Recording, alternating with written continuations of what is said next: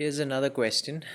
If children have gone away from the Christian faith due to controlled parenting, what can parents who realize their mistake on their part do to facilitate their children's return to the Lord? Or, as the speaker said, their coming to the saving knowledge of the Lord. This was one of the questions that were asked during our last conference, and specifically to the issue of controlled parenting.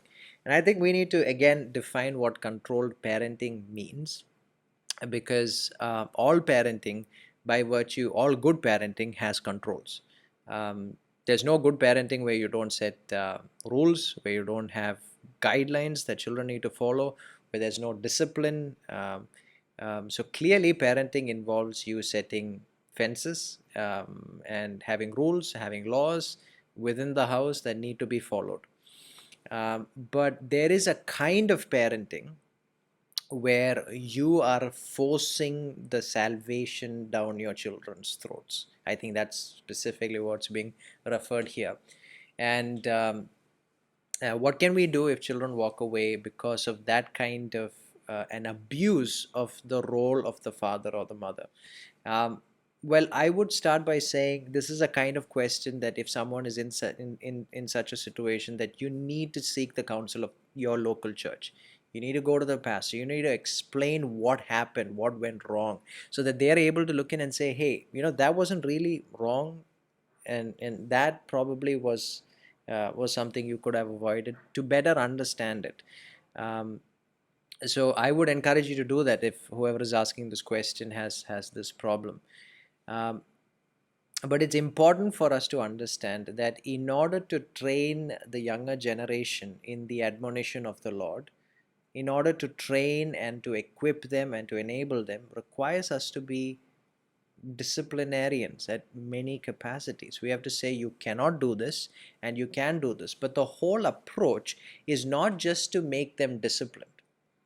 Okay, the outcome that we desire of their salvation is something that only Christ can do. You can't prop them up and make them squeeze into this eye of the needle and make them fit. Right? What is parenting and training children supposed to do? It's supposed to help them see the values and virtues and worth of the gospel in what the Bible gives us. And so all this training is meant to help them see the value of it, but it is Christ who opens the eyes. It's the Spirit of God who enlightens the heart. So the primary thing as parents, as even church people, when we look at children in our churches, what we need to understand is that they are God's children before they are ours. They belong to Him before they belong to us.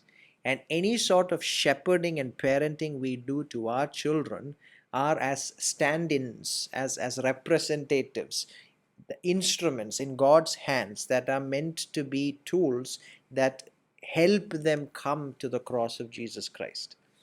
So understanding that is very important. Whether you've botched it and made a mess of stuff and things have gone bad, and now you're trying to see what you need to do, you need to understand what it should be in the overall scheme of things.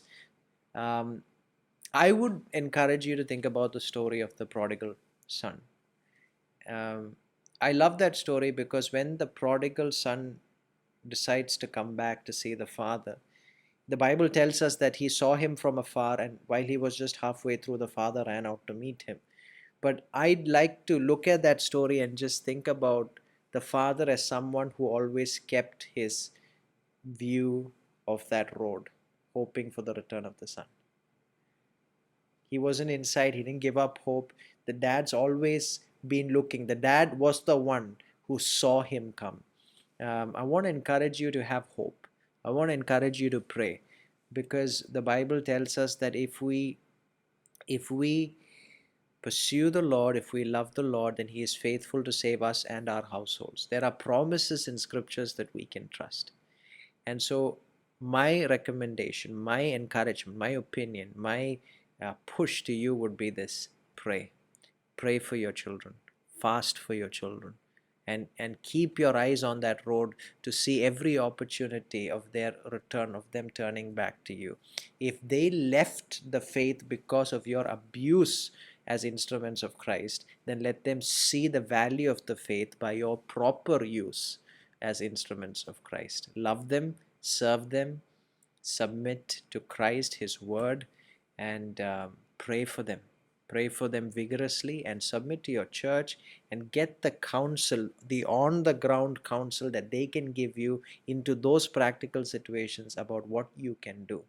But overall, godly parenting is meant to lead our children to the cross, and doing that requires lots of measures of control. It's not control free in that sense, but it is not in a sense of we pushing and shoving the gospel down their throats.